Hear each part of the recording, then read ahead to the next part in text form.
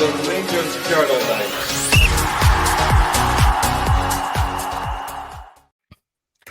Good afternoon, I say good afternoon to everyone watching. Welcome to the Rangers Journal. My name is Doug. Thank you for tuning in with us today.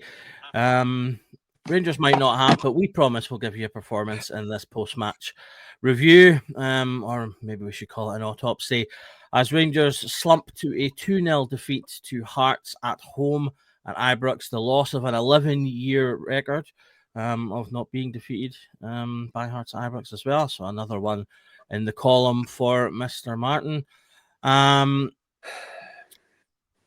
We'll obviously go through the game and discuss everything. Before we do so, though, I will introduce the unlucky two who are joining me to go over that. I say that Billy's the glutton for punishment because he opted to come on after knowing we'd already lost. But Richard, you were already signed up before you knew the damage that had been done. So how are you getting on after that? I've got my medication right here, pal. Nice Pepsi float. That's it. Pepsi float is what it is. If the gaffer's asking, but I don't know what to say, mate. To be honest, I was all positive beforehand. Yep. And afternoon to yourself, Billy. You've chosen to come on for this wonderful half hour or so. It's cheaper than doing Lewis Capaldi's therapy thing. So yeah, primal scream therapy. So, I mean, I'll just get straight to the meat of it. The chat here are under no I've forgotten the phrase now. Under no illusions. He has to go. Martin out. All pretty much signed from the same hymn sheet. Is that where you are, Richard? It's got to be. I genuinely, he needs to. I don't even know what he'd need to do. Obviously, win games, which I just don't see happening, to be honest. But I was watching it, and there was nobody that stood out. Perhaps maybe Asgard, to be honest. And I was looking at it, and I was like, I feel that either the players don't understand what he's trying to do, or genuinely can't do it, or are refusing to do it. Really, I'm at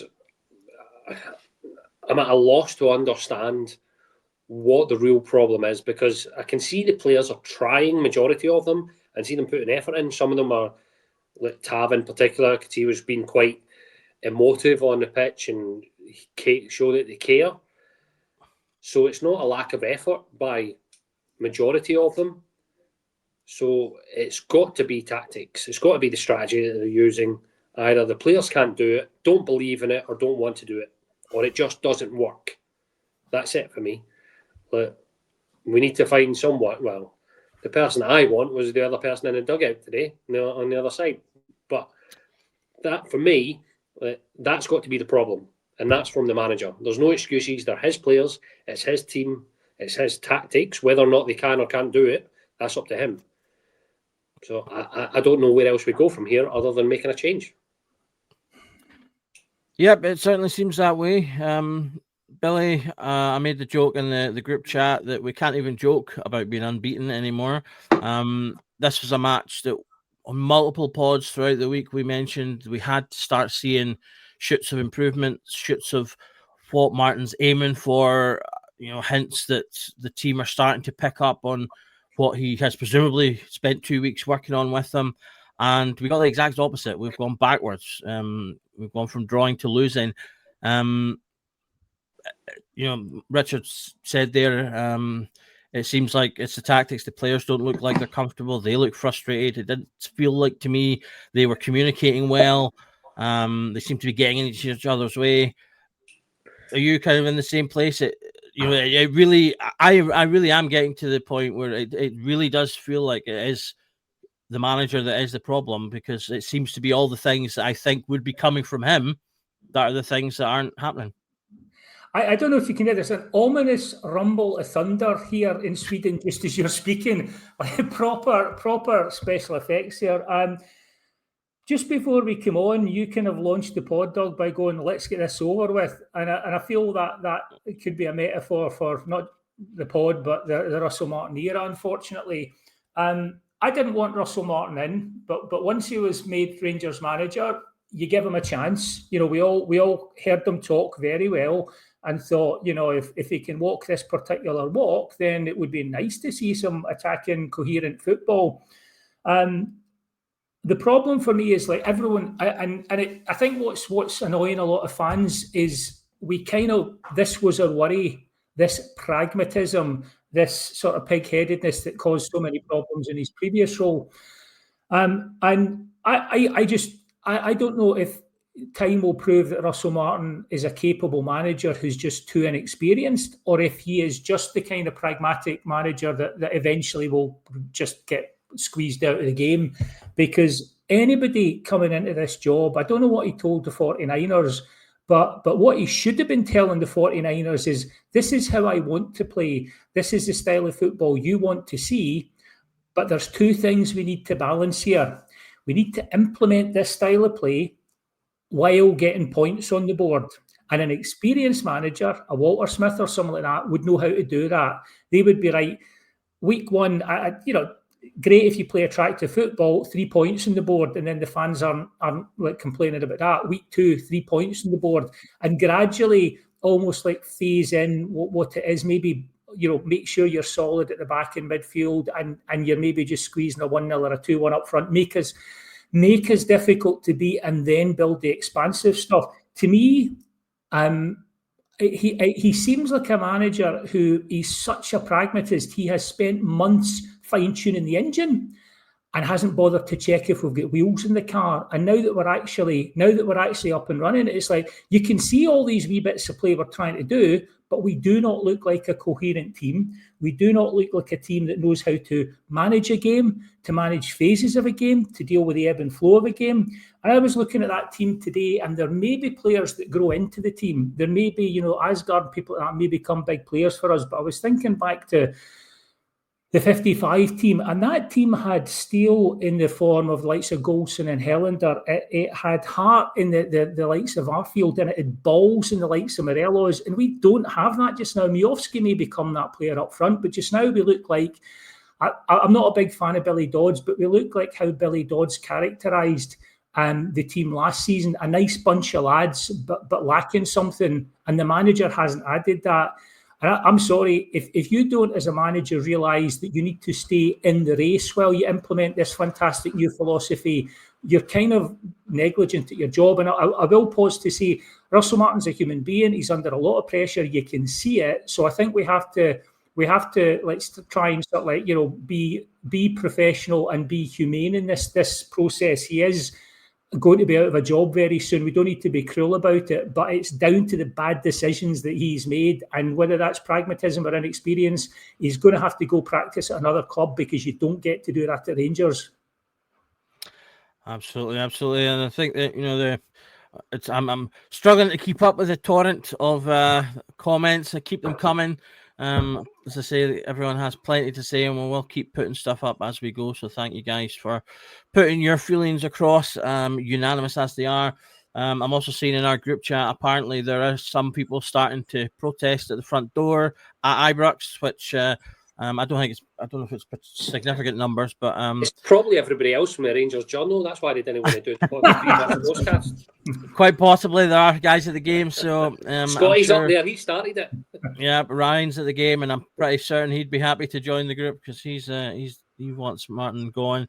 But I mean, it is all, Richard. I mean, it's pretty much, it was unanimous before, and it will just keep getting worse. This pressure, you know, Billy does touch on a good point there, that, you know, things can get ugly when you start to get to this point, and the people who are in the decision making seats, you know, not only for the club, but, you know, for Russell Martin's sake, they need to start really seriously thinking about as the time come for him to go, because, as I say, this will only get worse with each game that passes if we keep playing in that manner. Absolutely, and I think deep down, like, every fan sort of had a feeling this is going to happen before the game. It's getting to the point where it's untenable. I don't even think, you know, it got this bad with Clement, to be honest. In the end, it's absolutely ridiculous. For me, I look at it and I don't understand what he's trying to do. I don't understand what he's trying to achieve. with Clement, at least he had some excuses. With not saying they were good enough excuses, but look at the turmoil we had with all the boardroom issues above him, the stadium issues, having to play at Hampden, didn't get the money that he wanted. He had legitimate excuses, for the team's performance last season. Russell's got none of that, absolutely none. He was back to the hilt. He got the players in that he wanted, or at least he agreed with the scouting department. We don't know how it's working. There's nothing. He was given a clean slate. There's no excuse at all. Where do we go from there? How long do we keep this going? At least at the minute, we can possibly salvage the season. But how long do we give him? I mean, I have no belief that we're going to win our next game against Hibs, to be honest. I have no faith whatsoever. So do we just wait and see and we hope? Because that's literally all we're going to do now, is hope that we're going to change it. I've not seen anything, between the previous games and now we've had an international break where he's had 2 weeks with the majority of the players. I've not seen any difference. There was talk about a change in style, change in performance, change in formation. I've not seen any of that at all. So where are we going to have the belief that it's going to change in the next couple of weeks? Somebody throw me a bone here, because I genuinely, I'm trying to be, not too down about it, but I've nothing to really put my hat on, or even to try and give him a glimmer of hope at all. And I think, that's really hitting the nail on the head there. As I said before, he had to give us something in this game. And they're just really, there's 15 minutes, I think at most, where we played well, and we'll talk about that in a little bit. But yeah, as I say, there's just so little there to hang your hat on. I'll come to you, Billy. Obviously, Richard was on the pre-match, so they touched on the starting lineup at that one. Just bring it up, seeing as obviously we weren't a part of that discussion. So, what were your thoughts when you saw the starting lineup, Billy?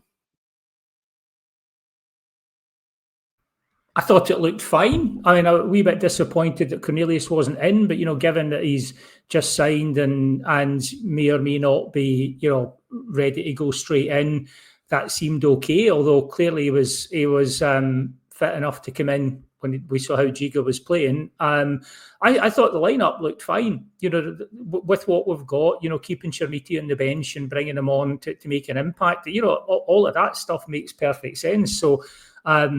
The worry wasn't who was on the pitch. The worry is how we look when we're on the pitch. And I don't know if we look overcoached or undercoached sometimes, or what it is. But we just it seems like whether we're so early in the process, that anytime we come under pressure, you just start to see the game plan break down. And a team like Hearts, who were pressing well and looked up for it, and they can smell blood, and Derek McInnes, who I would have to disagree with Richard. It wouldn't be my choice for Rangers manager, but I can understand there's an argument there. He knows the psychology of this. He knows to get snapping in about us. I thought what was really telling in that first half, and something Tom Miller picked up on to give him credit, because he doesn't get an awful lot of credit, was that there came a point where Braga was just running things for Hearts, and Miovski hadn't touched the ball. And at that point, you're going, well, I'm not sure that's Miovski's fault. That seems like the system isn't working. And that's what it looked like. It just looked like another one of those games where we look like we're not structurally sound, and we don't have the players to just play our way into it. And that's the thing, like Richard said, it was so predictable. We are. Again, it comes back to, it doesn't matter if Russell Martin can get this team playing fantastic football. He makes bad decisions. He's decided to prioritise style and pragmatism over results, and that's the wrong way around. You can gradually build up the style and pragmatism. You can't paper over results. And the reality is we've played 60 decent minutes all season against Pilsen. And I have a suspicion that we played well against Pilsen because they saw how bad we were and underestimated us. One of the players actually came out after the game and said, they caught us cold. To be honest, we didn't see that coming. Well, neither did we. And it sounds like maybe they just like relaxed a little bit and suddenly we got 3 goals and that tie was over, because it's the only 60 minutes I can think of where we have looked like a football team. Anytime we come under pressure, anytime we're up against a decent press and a team that attack incisively, we just look like a bunch of strangers. Yeah, I really, that strangers comment, I really felt that in today's game as well. Richard, when I was looking at that starting 11, I sort of looked at that and went, okay, same as the Celtic one. He's obviously just looking to build on that. I agree with Billy. I understand not throwing the new signings in straight away. So that was fine. Did you think, after having looked at it yourself, obviously discussing it in the pre-match, were you expecting them to bring a similar level to the Celtic game? Obviously Hearts second in the league, playing well themselves. Were we asking too much for them to bring a little bit of improved performance like they did in that match? Even though that match wasn't great in and of itself, but it was still an improvement. How can asking them to improve be too much? But I think a lot of people have said after the Old Firm game about, was it really 2 bad teams worried about their form that really just cancelled each other out? And to be honest, after today's game, that looks more logical, makes more sense, doesn't it? We weren't great in that game, and we were woeful today, just absolutely woeful. So I can understand the lineup.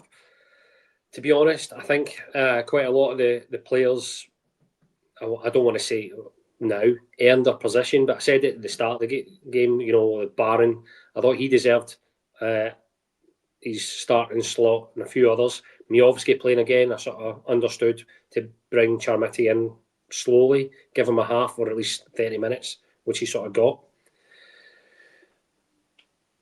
But at the same time now, I'm looking at it and I'm thinking, how do we change it?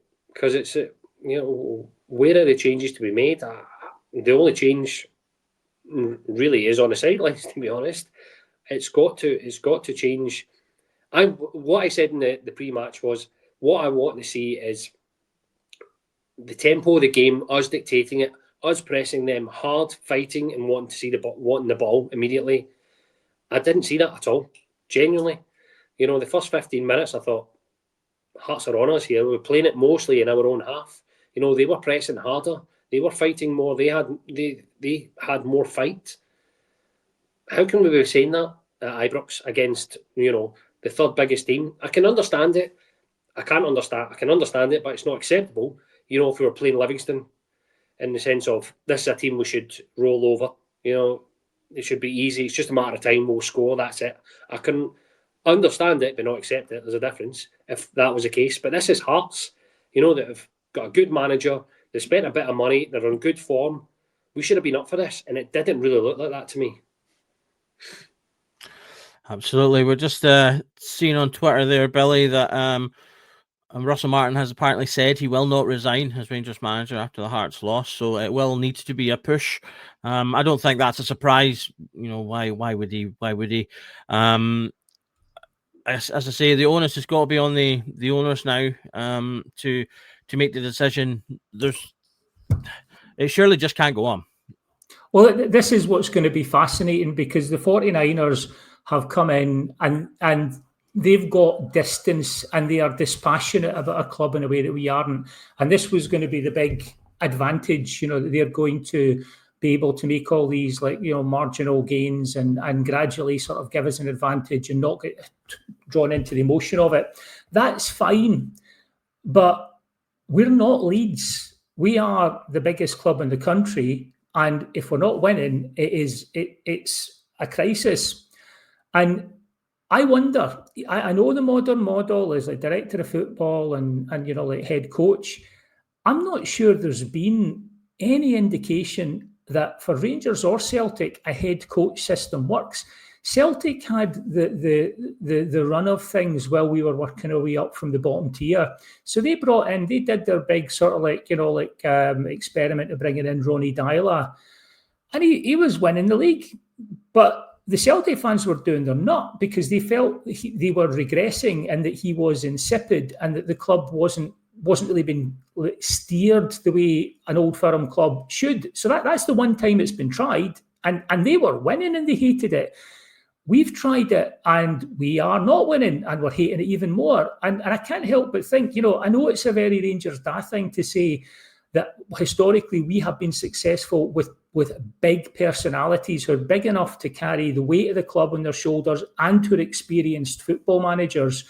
So your Dick Advocats, your Walter Smiths, your Alec McLeish's, like proper football managers who are more than just a coach and get it. And I just wonder if there's any way that just a coach, especially now, I mean, like just now, if you wanted to put in, Walter Smith to get everything in place and then bring in a coach, a la like Ali when he was kind of taking over, maybe. But just now, this is a big job because whoever comes in after Russell Martin, and someone has to be on the way, they're going to have to galvanise the club. They're going to have to galvanise the support. They're going to have the nous to recognise that they've got a bunch of young, talented players who are really feeling it just now. And somehow they need to get us playing winning football, because winning football will build the confidence of these players and will allow us to do other things. And I mean, again, Derek McInnes wouldn't be my shout, but he's a manager. He's a guy who, he's the figurehead of the club. He's the guy who takes it all on his shoulders and he talks to the club. When we were getting into the managerial race, I know this will be one for another episode, when it was down to Ancelotti, Martin and Gerrard, by a process of elimination, I was like going for Stevie G, because he'd been here, he'd done it, he knew Scottish football, and he's a manager, a figurehead, someone who he can get coaches in under him and he can lead the club. Russell Martin is not leading the club, unfortunately, and he's not putting a winning team out. So the 49ers have got a learning curve here, because they can talk all they like about, they're going to stick with a manager and embed a certain style of play. I think I saw an email out indicating that the individual tickets for like Europa League hospitality are on sale. Well, that suggests that tickets aren't shifting and that bums are going to not be on seats. And that'll get the 49ers paying attention, because at the end of the day, that's revenue and that's less footfall and the brand is depreciated. So I think Andrew Kavanagh and Parag Marat have to be paying attention. And what they have to be thinking is, actually,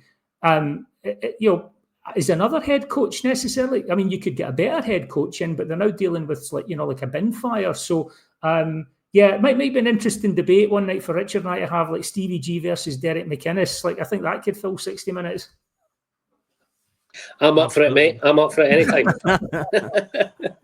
But can I just jump in there, Doug, if you don't mind? You can jump away. I completely agree with you. Everything that everybody says that's got a history to do with the club. You talk about Walter Smith, you look back at his interviews, Alex Ferguson, McLeish, even Ferguson, Neil McCann, whenever he's on the box. It's not about being a good player. It's mentality. Right? That's what we need. We need somebody that can identify who's got the right mentality. Most of them, we know it's easier, I assume, right, to understand who's a good player. They've got all the stats, they've got the scouts that can do that. It's the ones that have got the mentality to play for this club that can take the ball and do something with it when they've got 50,000 people on their back and we need a goal. That's what we need. We don't need a head coach. We need a manager. We need a figurehead, is what everybody's been saying in the comments. But we need somebody that, and I don't want to say that gets it, we need somebody that understands our league and understands the pressures of our game. We don't want somebody coming in, again, that needs to adjust to what Scottish football is and what Rangers is all about, because it's not going to work. You don't get time. All right, that's just a fact. We need somebody that's going to be able to understand it straight away. And if changes are going to be made, we need somebody that already knows it, which is why I would say McInnes now. Gerrard, chances are they'll probably go for him because he's available and free, So, and most fans would be happy with that.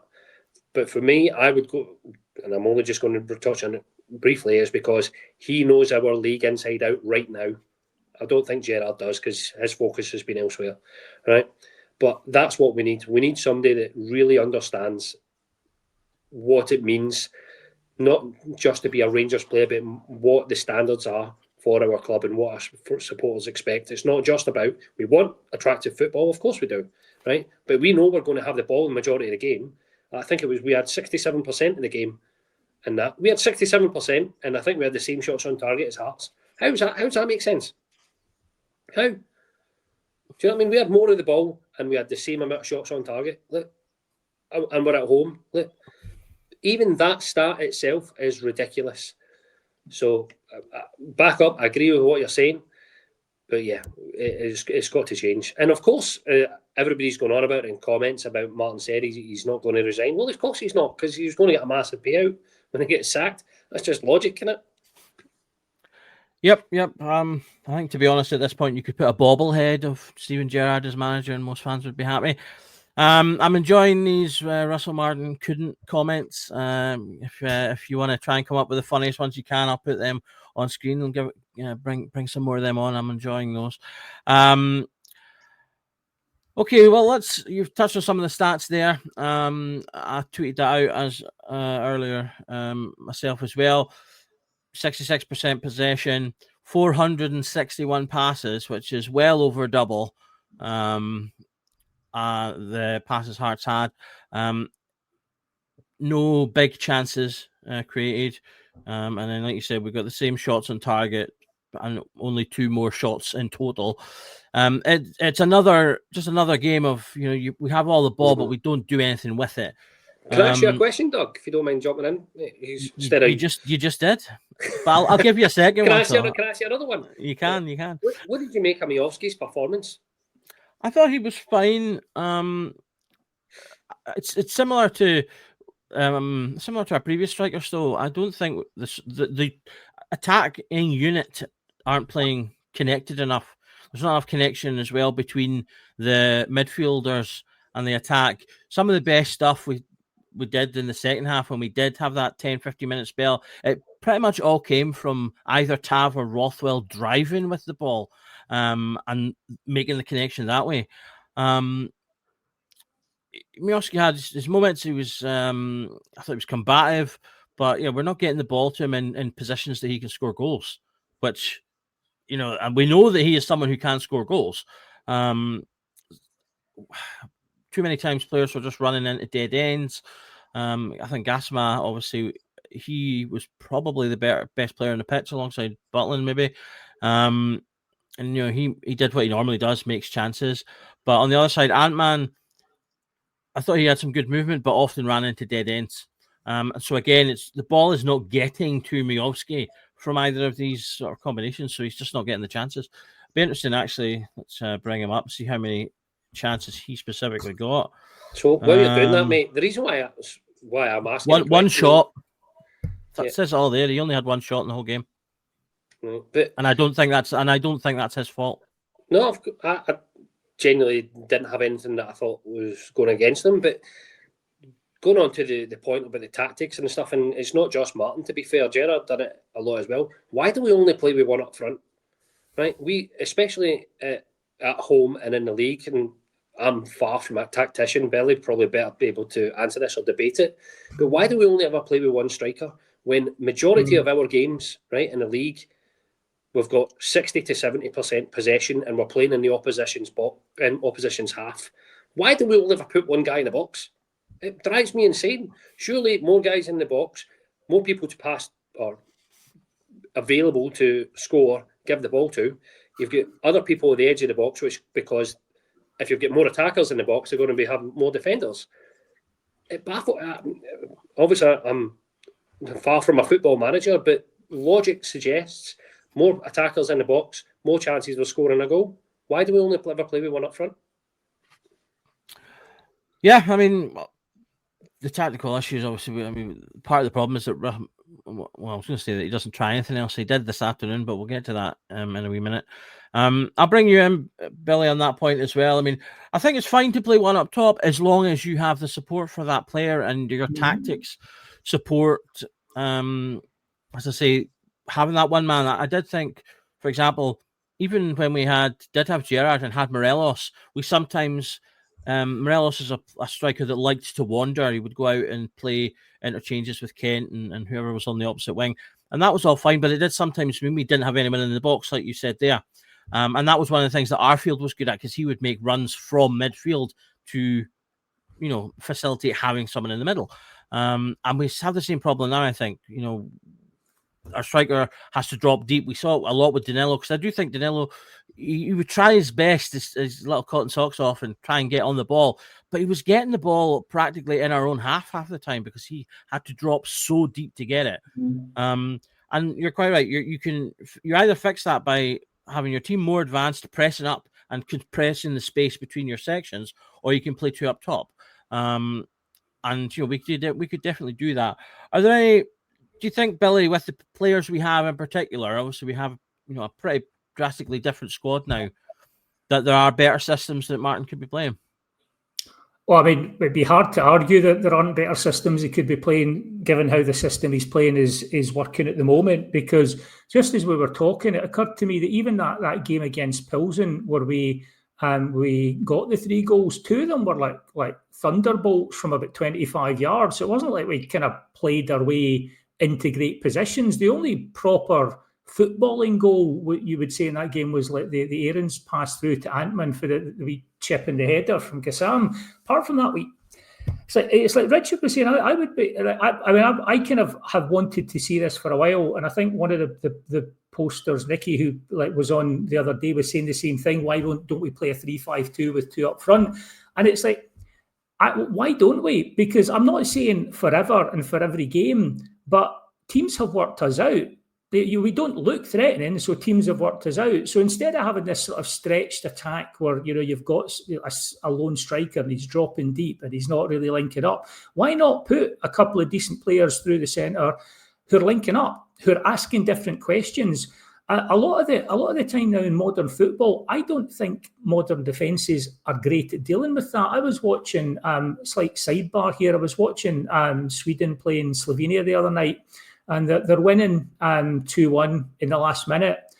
Basically, Slovenia just go, a big ball gets hoofed down the middle, starts bouncing through the central defence. There's a couple of strikers going, elbows flying and whatever. Ball just bounces through. The Swedish defence completely panic, and it's 2-2, and suddenly their World Cup campaign's looking very different.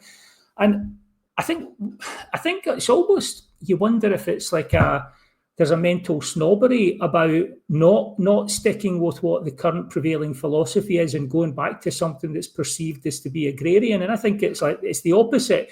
If what you're doing isn't working, a good manager goes, right, okay, how do we do this now? How are we going to create chances? And I like the idea of seeing Miovski and Chermiti together, because as I mentioned the other day, big guy, bigger guy, instead of the sort of the Haitley-McCoist combo. And, why not? Again, it's that thing with Russell Martin about the pragmatism. Why not win some games, get some goals, build up confidence, and gradually implement your style, rather than it just seems like he's going to keep running at this brick wall until he knocks himself unconscious, because it's not working and teams know how to play against it. So why not?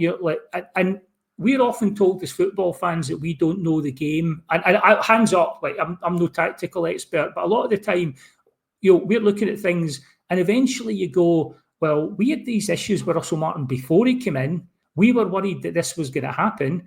Everyone at his previous club said, oh, the football's great once it gets up and running, but it'll take a few months to bed in at least. And as fans, I was thinking, a lot of other Rangers fans were going, well, that's not really going to work, because coming to Scotland and getting a team up and running and going on a 25-game unbeaten run and coming second like he did in the Championship, that's not actually going to do us any good. It's not going to work for Rangers. So tactically, yeah, the problem we've got is he's bought lots of players for a certain type of tactic, and the question is, do we have the variety? We can do certain things. We can play 2 up front, but the midfield looks like the midfield does, and we've got all these sort of flying young wingers that are going to play this certain style. So we are locked in a certain sense, but people are saying Gerrard can't take over and maybe he's not the answer, but someone would do something different. And 2 up front, why not? Absolutely, why not? Yeah, I stuck a wee poll in the chat there, and over 75% of people are agreeing we should try 2 up top. So a lot of support for that one. Just to compound your point even further, Billy, Southampton didn't even come second; they came fourth. Oh, okay, sorry. So it wasn't. He couldn't even do that. We're headed for fourth this season if we get a good run. 25 game winning run should get us fourth. Fourth bottom, mate. Yeah. Okay, let's take it away from Martin for a second. At least we'll touch on the game. Hearts started well. They were making chances. I thought, from minute 0 to minute 97, they looked like the more hungry team. They quite clearly had their stall set up that they thought they could get something out of the game, which obviously they did. Basically everything that I was worried about seeing pre-game. And come 22 minutes, they get their first goal. Ball's played forward to, I believe, the new signing, Braga up top. He's holds on to the ball. Shankland makes the run from deep, the type of midfield runs I would love for our players to make. Diomande is completely on him, totally has him, not an issue. And then as they get into the box, Dio, for some reason, just goes, and Shankland peels off him. And we talked about communication earlier. Dio needs to then shout to Giga to say that he's made that run, or I'm passing him on to you, or whatever he thinks is happening. But he quite clearly doesn't, because Giga has no idea. I mean, he's coming from behind Giga. So Giga has no idea he's coming, is in front of him. Giga then doesn't get in close, and he just, it's a really good finish into the opposing corner. For me, that's entirely on Diomande there, because, as I say, he's tracking the run from Shankland, and then for some reason, as they hit the edge of the box, he just lets him go. As I say, he's running behind Giga, so Giga has no idea he's going to be there until he's in front of him with the ball. Maybe he could be quicker to close him down, but as I say, 1-0 down. What were your thoughts at that point, Richard? Here we go again. That was literally what going through. But you're right, I saw the same thing. Don't know if Dio actually shouted to him and he just ignored it, didn't hear it, or what. But yeah, between the both of them, it's a calamity. We're saying it's a calamity, but if it was the other way about and it was Rangers doing that, we'd be saying that's some great forward play. So give Hearts their due. They played well as a team. That's the sort of performance, that's the sort of tactics and play that we want to see from our team. But defensively, it's pretty shocking, really, to be honest. And it wasn't quite basics, but they just done us. They just literally passed through us. And we as a team, we weren't organised, or certainly it looks like we weren't organised enough. We weren't communicating well as a team. And you'd have to say that's pretty basic. Mistakes happen, all right? It happens. So if that was a one-off, you would say, all right, let's get on with it, dust ourselves down and move on. But it doesn't. It seems to be happening game after game where it's a lapse in communication or defensive errors throughout. So that's exactly, and as much as it sounded like I was being flippant when you asked me the question, but it wasn't. It was just more of the same as what we've seen from the previous few games. I don't know. What about yourself, Billy? If you thought the same, mate, to be honest, because that's the easiest way I can describe it. It's literally the same sort of lapses in concentrations and defensive errors. Well, it's funny you mention that, because on the pod yesterday, Curry posted in the comments when we were, Andrew and I were coming up with our predictions, and we went 3-1 and 3-0 Rangers, and he was based on what? I was like, mindless optimism, because all the data points were basically we're going to get more of the same. One question though, nothing gets Russell Martin of the team off the hook for this today. Was there a clear handball in the build-up? It looked, on RTV, it looked to me like, and the replays weren't great, but it looked like a clear handball to control the ball before playing it through. So, if so, I'm again, doesn't excuse the performance wasn't great by then anyway, but it does raise the question again about how VAR is policed in Scotland. Did you guys get a better look at it? Not for me, to be honest.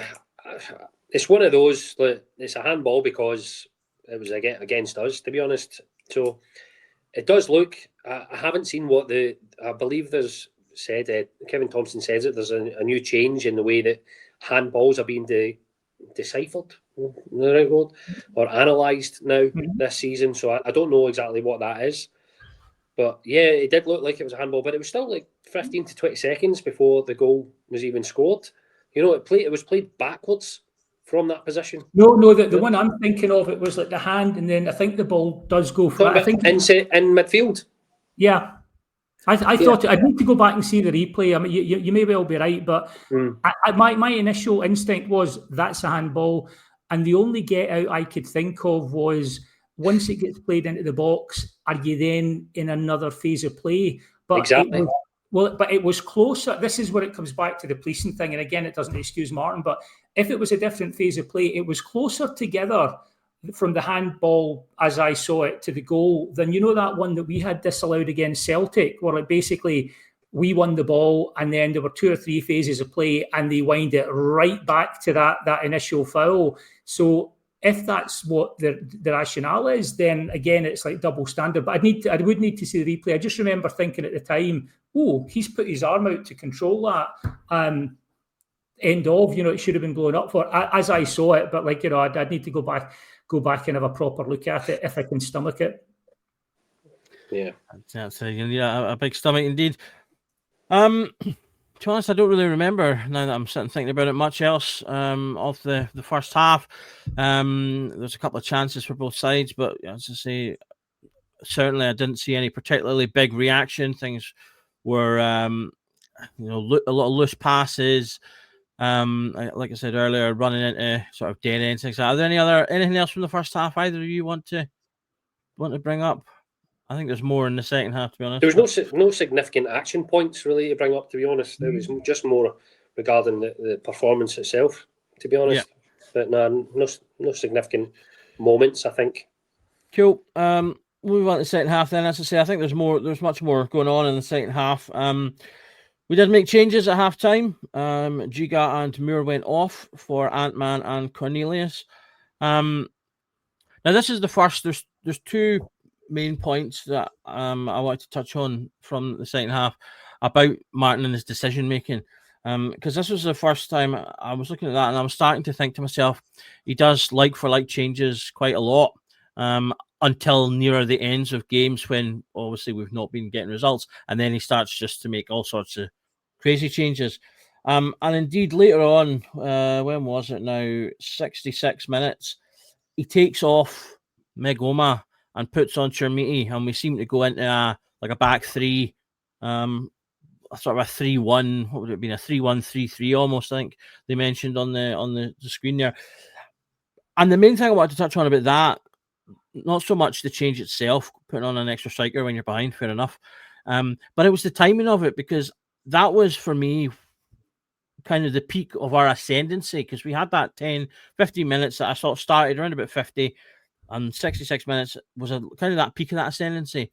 And I just thought to completely change the system when we were actually playing well just seemed bizarre to me. And of course, I don't think after that point, and I'll maybe give him the tiniest of breaks, because because Rothwell also went down at that point, and so there was a big break in play. But I don't think we ever recaptured that momentum after that point either. You have any thoughts on the changes that Martin made today? I'll start with you, Billy. Well, just before diving into that, Shona McLean's clarified why maybe a handball wouldn't have been given, saying that apparently VAR don't look at that anymore. It's the new rule where only a handball to goal phase will be checked. Which just, IFAB, pick a lane, give us a rule for 2 years that we can get our head around, because it's just every year we eventually go through the season and learn the new handball rule, and then the next season we're shouting for penalties that aren't penalties because the rules changed. So I thank you for the clarification from Shona, but why is that not blown up for? To me, it makes no sense, because the goal doesn't happen. In terms of the changes, I wondered if Russell Martin just had it in mind that, he was going to get Chermiti on at some point. And he doesn't seem the most creative on the sideline, Russell Martin. It's something that's been a big fear of mine for a while, since the Brugge game, where he basically called himself out and said, like most frustrating thing in the world. Once the game starts, there's nothing you can do. And yeah, I'm thinking 5 goals in the first half and 3 goals in 4 minutes and nothing, no in-game changes, nothing you could come up with. And that gives me the fear. It makes me wonder if the changes in the second half, bringing Chermiti on at a certain point, was just what he was going to do regardless of game state. I'm not saying that's the case, but he does seem inflexible, and we keep coming back to that pragmatism. I mean, I thought we had that 15 minutes in the second half where we did look pretty good, and we had a couple of cracking efforts, but again, long range efforts hitting the bar and stuff like that, not playing through with this silky football or creating chances. So I don't know. In the second half, I felt if we got a goal at the point at which we were on top, I thought I could see us going on to win. Equally, I wasn't on the edge of my seat for most of the second half. It was kind of like, well, maybe, you're hoping something will happen as a fan. And that sadly kind of mirrors a wee bit what the team looks like. We'll go around and do these patterns and do something, and someone will crack one and something will happen. So yeah, I'd like these changes in the second half. Yeah, it was good to see Chermiti on, but I don't think we'll judge him on today and what he had the chance to do. It was interesting to see him go to the back three that had been sort of touted as well. But at the end of the day, we had 15 minutes where we were kind of on top of the second half. Other than that, we looked like a team playing at about 60% of our capacity. Hearts looked like a team playing at about 95% of their capacity. And that means a 2-0 win for Hearts when we should be turning them over 3 or 4, in my humble opinion. I feel like that suggestion that we have a capacity suggests that we have a plan, and I'm not so sure that that's the case. Wishful thinking. But I get what you mean to that. I do agree. Richard, what about yourself? What were your thoughts on the changes that Martin made today? Sorry, just unmute myself. Yellow card, VAR. It was almost, maybe it's been harsh, but almost a little bit of desperation suddenly. Let's get another attacker on. Few comments agreeing with you on that one. Yeah, I didn't. People saying about the balance of the team, fair enough. Probably, I wouldn't say that I've seen any dramatic difference with the changes. It just seemed a case of I need to get more attackers on. If I take a defender off and put a defender on, for a fact he's going to get booed. We need to win the game. We need to have more of an attacking presence. We need to press the ball more. We want our attacking players on. That's what it was, in my opinion. It didn't work. Didn't work at all. I agree with everything Billy's saying, but I just didn't really see any difference whatsoever. Cheers for that yellow card, Paul. Yeah, appreciate it. But yeah, that's all it was. I don't have any other way to explain it. Yeah, absolutely. So I'll go through our little 15-minute spell of okayness with my notes here. As I say, there was I was hoping that they would come out, raring to go, champing at the bit, trying to make something of the second half, which in fairness we have done in previous matches on occasion. Although now that I've said that, all the examples that are coming to my mind are all Clermont examples. So they made changes at halftime. Didn't change an awful lot to begin with. We were still making some loose passes. We still looked a bit shaky. Coming into the 50th minute, things started to improve. We had a good move. Miovski splits off. Drops back. Like I sort of touched on earlier, drops back, gets the ball, plays a really good. And this is the only time, I think the only chance, like Billy touched on earlier, we weren't really splitting the defence. This was the one time we did. He makes a really good... this is the cutback. He splits the defence to Gassama, he runs to the line, cuts it back, but Ant-Man can't quite get there. We make a sub in 55 as well. Rothwell goes on and Baden comes off. Baden looked absolutely raging, as someone pointed out earlier, to be going off. Probably a combination of frustration. I thought a lot of players looked frustrated today, though. Rothwell comes on, pretty lukewarm response, although I will say, Richard, I thought for the period he was on, he obviously, unfortunately, ends up having to go off injured not too long after. But I actually thought for a change, Rothwell showed why we showed a bit of the player that we thought we were buying when he came on. He was positive. He drove with the ball a couple of times. He made some really good passes. And as I say, for the sort of 5-10 minutes he was on the pitch, I actually thought, he looks like he's coming in and might do something to change the game. Yeah, he did. He was come in. He was quite positive. Showed for the ball a lot. Was clearly wanting it. Showed a little bit of passion. Made a decent run where he thought something might come of it, but just stumbled, lost his footing. That's where he obviously got his injury. But we need to see more of it.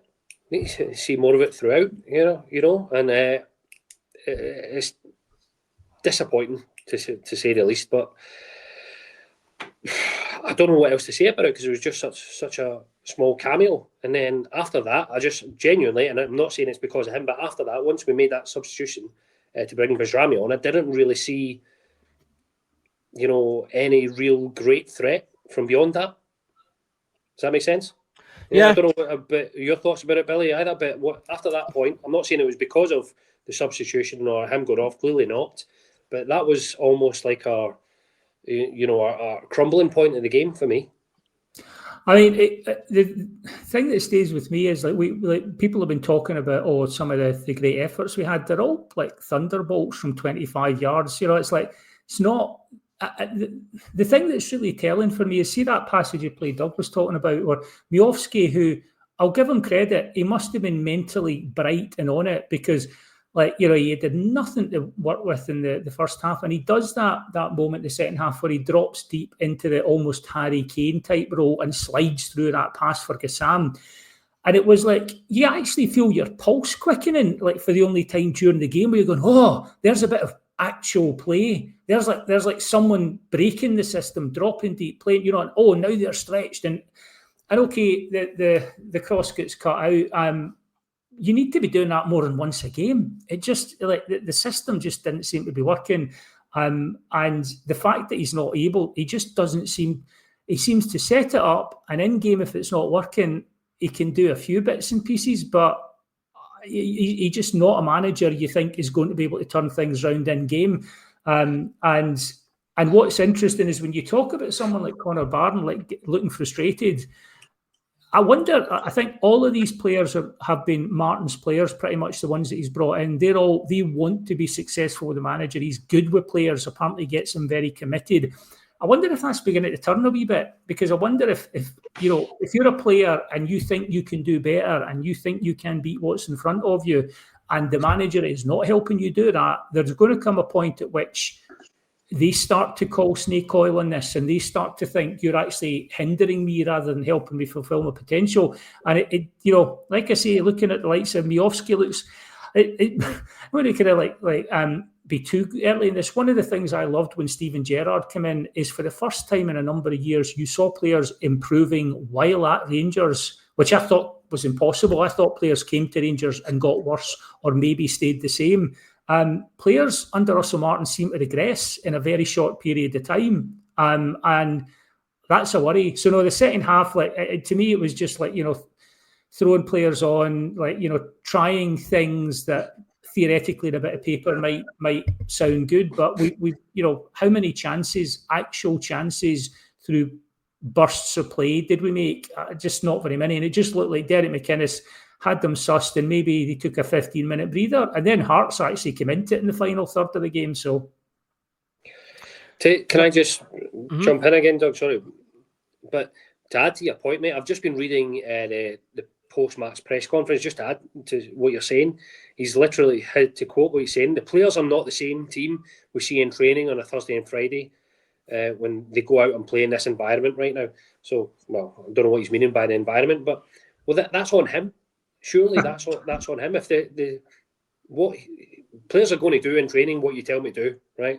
On the pitch, they've got to do what they're playing against. They've got to compete against the tactics that the other managers set, with the way the formation set and stuff like that. So they're going to have to adapt on the pitch. If they're not doing what he's telling them to do, it's either because his tactics are wrong because against who we're playing against, or it's not suitable. Yeah, you know what I mean? It's completely on him, and I genuinely am at a loss for words of where else we go from here with that. Do you know what I mean? He's literally putting it down himself. The players are not doing what he's asking them to do on the pitch, which is probably where the Raskin situation has came from. But there's got to be a reason for that, either because it's not working or you're being sussed out, as what you said earlier, Doug. That's the answer. So you need to adapt. Opposition. There's opposition, and Exactly. your plan will look great in training, but like there's 11 guys going to try and disrupt your plan. So what do you do when that happens? I saw just one last thing to chip in. Football managers know this. Brandon Barker's one of the best players in the world in training, but he couldn't do it like in a match situation. You ask anybody who was at Rangers or even when he was at Man City, Brandon Barker's world class in training. Doesn't count for anything if you can't do it in a match day. That's if the quotes you're saying are direct from Russell Martin. Oh dear, that's that throwing the players under the bus when it's actually you that's kind of failing the players. That's a worry. It's like when you buy the other team in Football Manager so you can make the signings you want and then expecting to be able to do that in real life. It's just not how the game works, I'm afraid, Martin. Sorry. Okay, so we're getting towards an hour, which is longer than we would normally do. So I'll touch on there. There's been plenty to talk about, though, and plenty from the chat to contribute as well. So I don't think it's a problem. We're still getting all the concurrent views. That's the main thing. That's what they tell me. So yeah, just to touch on the rest of that half. So we get a chance on 61 minutes. Gassama hits the post.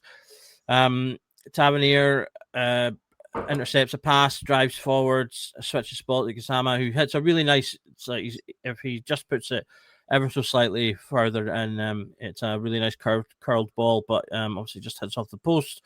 Rothwell creates a chance. The way he kind of a sort of a Tav-esque dink of the ball into the box. Asgard and Diomande both completely free, but neither able to hit it. And so that goes a begging.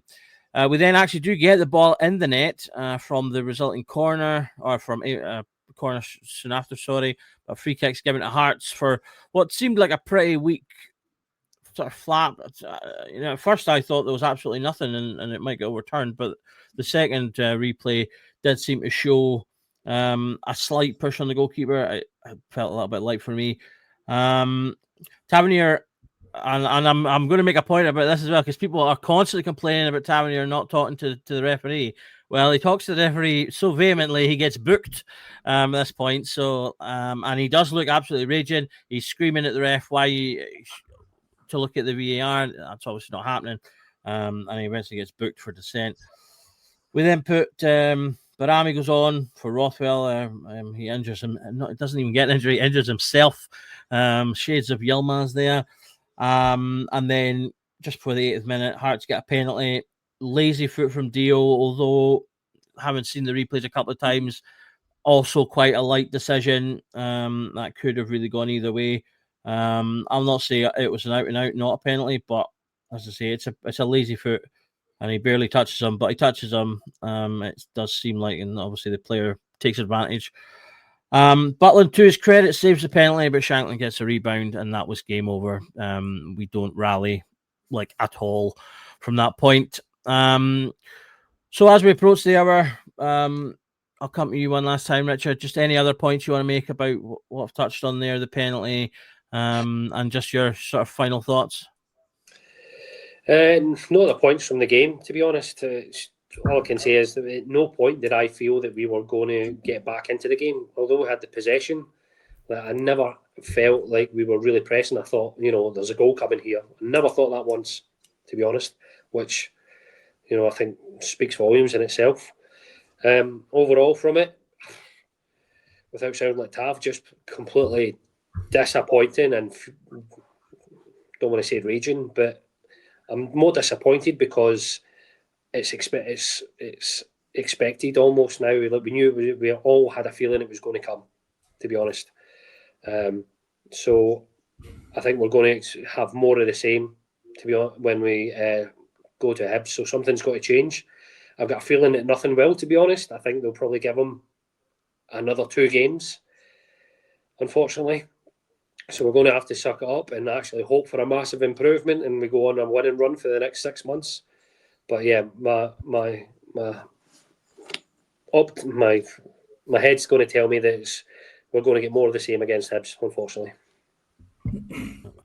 I just remember I have actually flagged 2 questions, so I will we'll quickly cover those as well. So I'll put the first one to you, Richard, and Billy, you can take the second. The first one comes from Paul, and he's asking, why do you think Curtis isn't getting any game time?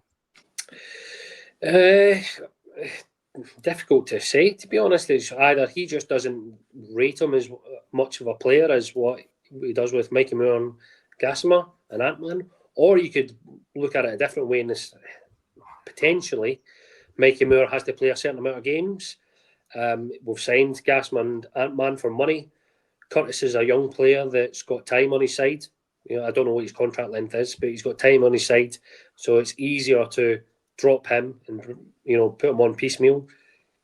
But clearly, he's either seen something in training to suggest that the others are playing ahead of him, or he's not. He just doesn't rate him as much. That's literally the only thing it can be for me. But every time Curtis comes on, he's actually done something. He's got the crowd off their seat. Obviously, he's got that sort of little bit of leeway because he's, a young Scottish boy coming through the ranks. That they always get that initially, but that will only go so far. But every time he's played, every time he's came on, he's done something. So why not give him a chance? So the only thing it can be to me is that he prefers the other players. Mikey Moore has to play, and we've spent money on Gassama and Ant-Man. Absolutely. I put up a comment earlier from the Rangers Supporters Association where they reiterated their wish to see the back of Martin.